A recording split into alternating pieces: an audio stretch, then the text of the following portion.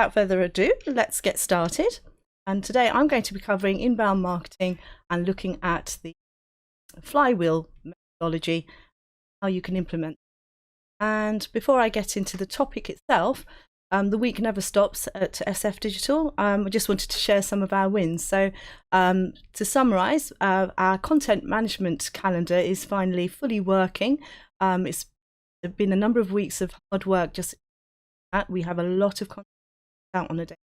Also, our internal systems for actually creating all our videos and sub videos that are from today, masters like today, that's also complete as much as anything ever is. No such thing as perfection, so there will still be tweaks, I know that for sure, but in essence we are done, so very pleased. The third win is that we've recruited a social media manager in the days. She's doing amazingly well and has already helped us gain more subscribers and followers, which again is boosting our work and helping us to reach out to our audiences. But I'd also like to share our biggest win, which is that we have managed to beat some of the leading names in the marketing world and have managed to get ourselves ranked in Google for quite a lot of our videos. In fact, over 100 of our keywords now are ranked on Google in video terms. And as you can see, these are known as 3-packs, and we are already here on certain keywords. Obviously, this must have been micro and macro goals, and you can see that we are featured on all 3 slots for videos in that spot. Rather rude of Google to take the #1 spot. How dare they, their own platform. But as you can see, we have taken the following 2 spots, and again we have taken some spots here. But the best one probably is this one, where we have come ranked above leading names, and these are industry leaders: HubSpot, WordStream, and indeed Google. We are above them on that particular. So really what we're demonstrating is that consistency in posting and systemizing your outputs, the traction will build. This hasn't happened overnight, but it's not actually been that long either.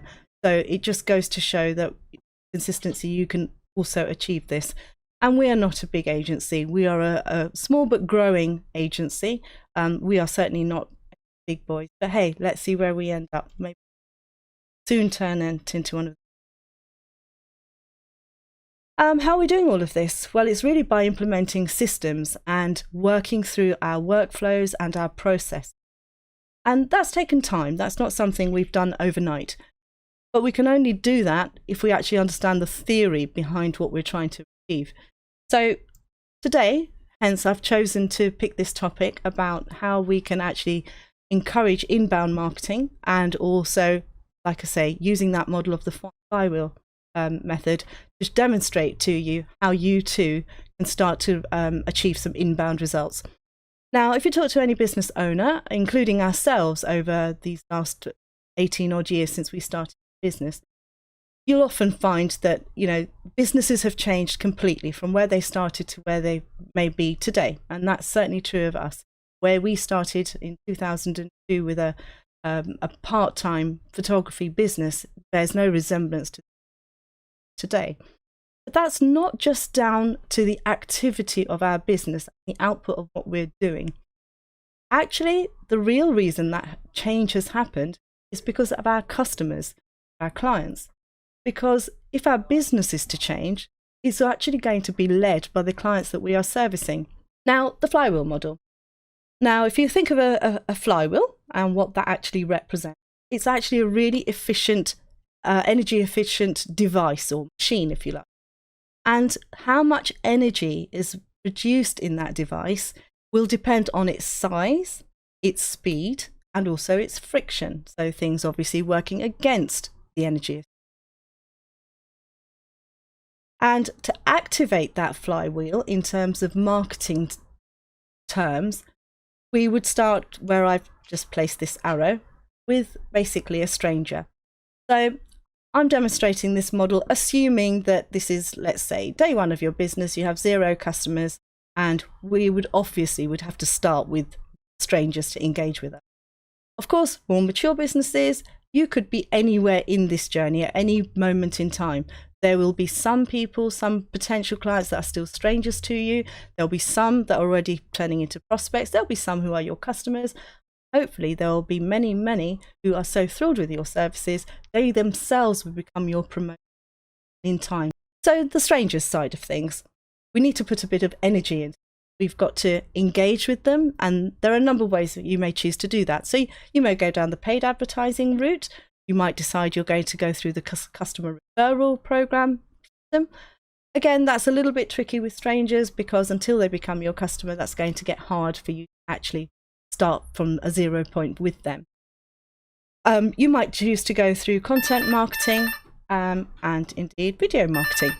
In our case, we, as you all know, for those of you that have been with us many times before, video marketing is a key core activity for us, and all our strategy has been devised now very, very tightly around video marketing, and that is our main core of activity. Moving on from there, strangers to then becoming hopefully your prospects. So they've not quite turned into your customers yet, but they are looking to possibly engage with you.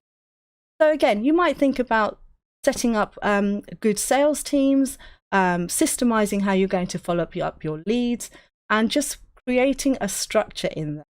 Now, I don't know about you, but one of my pet hates, if I was to go to a trade show, or if I ask a salesperson to contact me in, let's say, 4 months' time for whatever the reason, and they don't.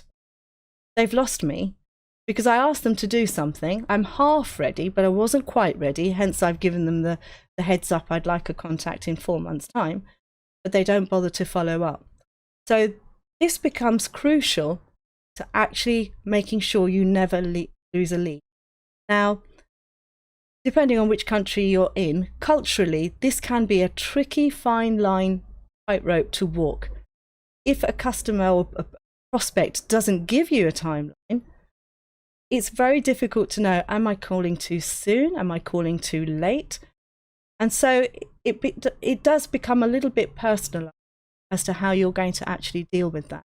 Now, in the portrait photography business, yes, I would have lots of families, particularly the mums of households, who would say, they're busy with X, Y, Z, call me in 2 weeks' time or certain time of the day.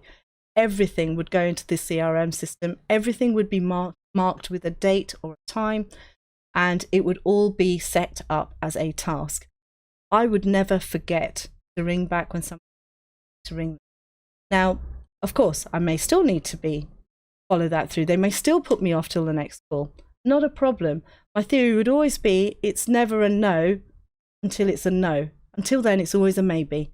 So it's always worth pursuing and checking that prospect out. Hopefully you will convert them to a customer. And here, again, it's really important to have your systems in place. We certainly are quite serious about client account managers and putting a personalized contact into place for our client. Again, for that to happen efficiently, we need to have workflows and, of course, processes. So it doesn't matter whether, Zaire or myself, we are the first point of contact for our clients. If it goes on further down the line to our teams, then they are able to handle and know the work that has been done so far, because it's all been systemized and programmed. For those of you that were with me on my last presentation, you know that I talked about Assign and how we use that to systemize our process. Communication, strong communication, both internally and externally.